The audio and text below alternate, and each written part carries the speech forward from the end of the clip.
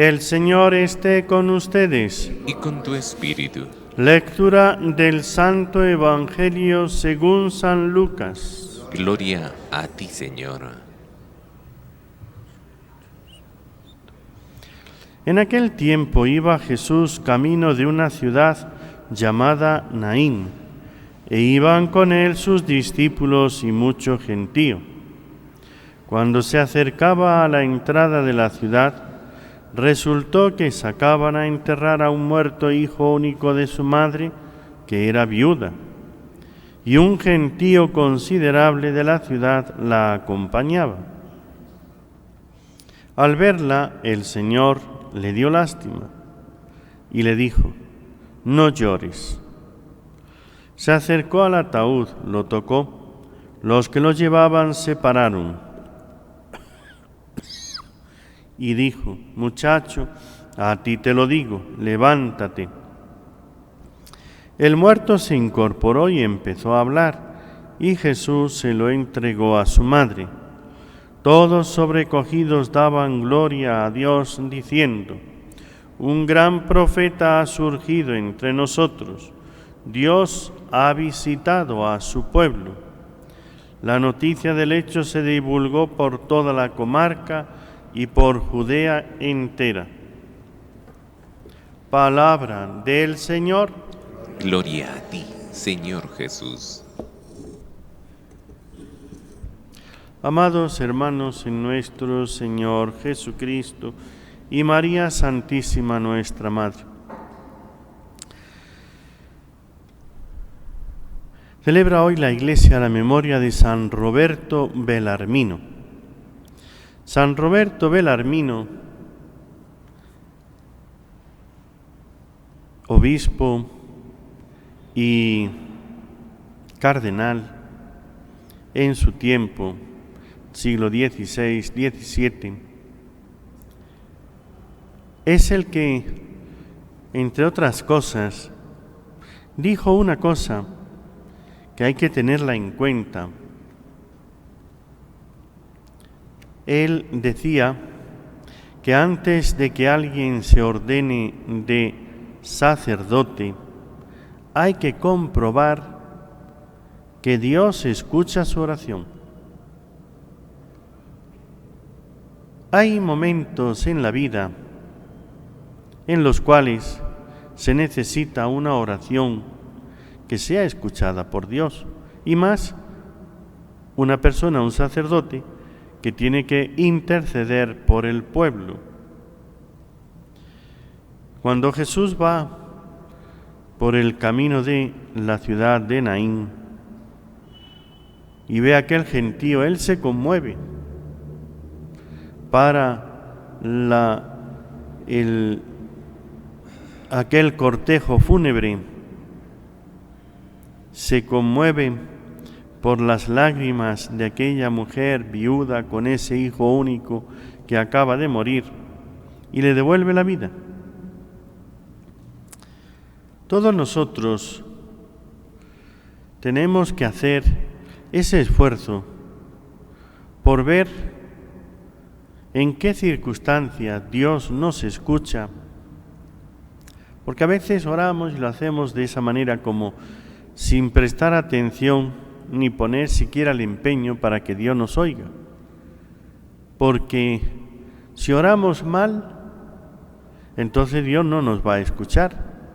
Tenemos que aprender a orar correctamente. Si pedimos cosas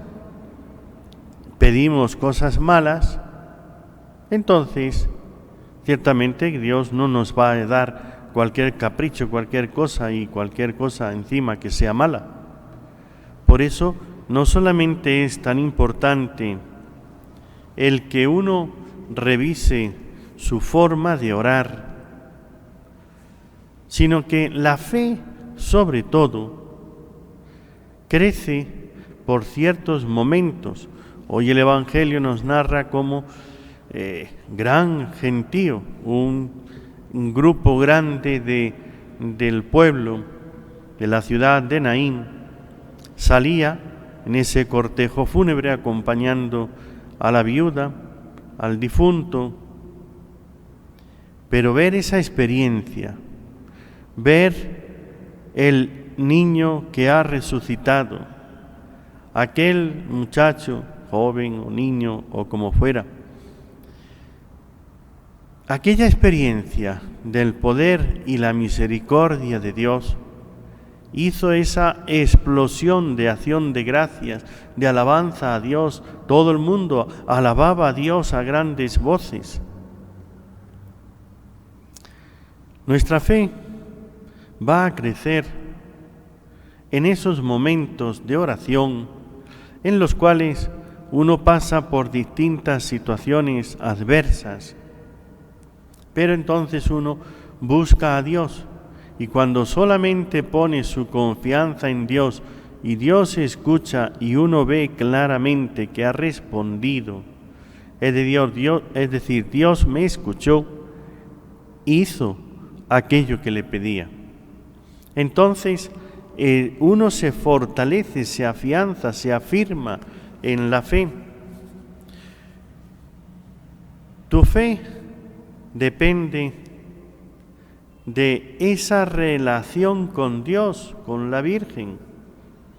Si tú acudes en momentos con una confianza plena, con una oración donde solamente tenemos el recurso a Dios y le pedimos a Él, ya sea por intercesión de la Virgen, ya sea a nuestro Señor directamente, entonces es cuando tenemos esa respuesta de Dios, y ahí es cuando la fe se hace firme, profunda, diríamos, se siente y se vive.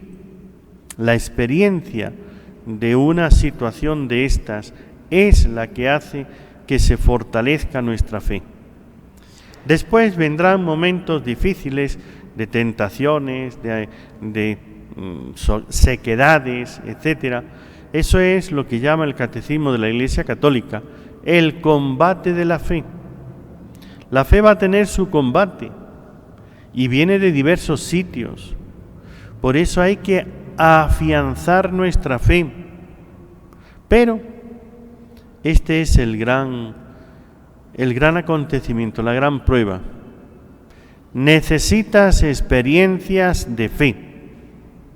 Tienes que pasar por momentos donde solamente en la fe encuentres tu refugio y tu solución.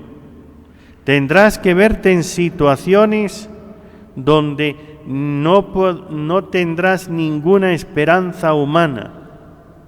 Y en esos momentos es cuando tienes que probar la fortaleza de tu fe. Esto es, cuando tenemos la fe, sabemos ciertamente que primero que Dios existe, ¿no?